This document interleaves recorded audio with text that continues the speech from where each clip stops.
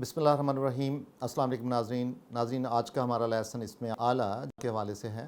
اسم اعلیٰ جس کی جمع آلات ہوتی ہے، ایسا مشتق اسم ہوتا ہے جو کہ فعل سے نکلتا ہے اور اس کی بنیاد پہ کوئی کام کیا جاتا ہے، یعنی ایک ٹول ہوتا ہے، کوئی اوزار ہوتا ہے۔ تو یہ جتنا بھی ٹول اور اوزار، اس کو ہم اسم اعلیٰ کہتے ہیں، اور عربی زبان میں یہ اسم مشتق ہے۔ مشتق کا مطلب یہ ہے کہ یہ فعل سے بنتا ہے، اور یہ جتنے بھی اسم اعلیٰ آئیں گے ان کا جو وزن ہوگا وہ مفعال کے وزن پہ ہوگا۔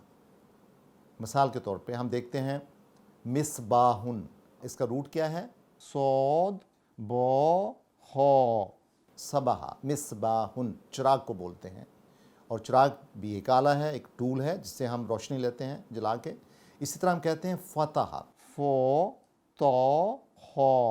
فتح کھولنے کو بولتے ہیں، اور اس سے جب ہم اس میں اعلیٰ بنائیں گے تو بنے گا مفتاحن۔ مفتاحن کیا ہوا؟ چابی کو کہتے ہیں مفتاحن، فتح کرنے والی، کھولنے والی کسی چیز کو۔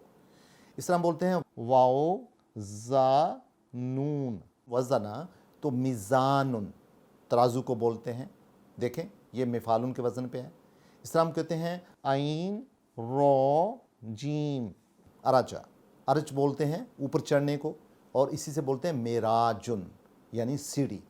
اس طرح ہم کہتے ہیں قوف دال رو، قدرہ، مقدارن، جو کسی چیز کو ماپنے کا آلہ ہوتا ہے۔ یہ ٹیبل آپ دیکھ سکتے ہیں جس میں بہت آسانی سے یہ اسم اعلیٰ جو کہ مفعول کے وزن پہ آتے ہیں ان کو بھی دیا گیا ہے، اور ساتھ ان کے معانی بھی دیے گئے ہیں۔ تو لہٰذا ناظرین، جب بھی آپ کوئی اسم اعلیٰ بنانا چاہیں کسی فعل سے تو آپ اسی وزن پہ، مفعول کے وزن پہ بنائیں گے، اور جس طرح مصباحن ہے، مفتاحن ہے، اور یہ بہت آسان ہے کسی بھی فعل سے اسم اعلیٰ بنانا۔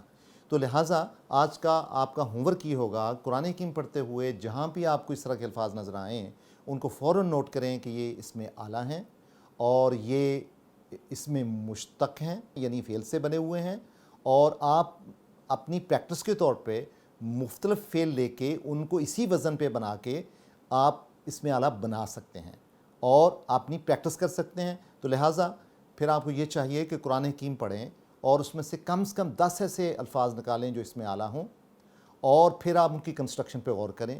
پھر آپ چند ایک افعال لیں، ان سے آپ اسم اعلیٰ بنائیں تاکہ آپ کو ان کی پہچان بھی ہو اور ان کو سمجھنے کا شعور بھی پیدا ہو، اور اس کو آپ پراپر طریقے سے انڈرسٹینڈ بھی کر سکیں۔ بہت شکریہ ناظرین۔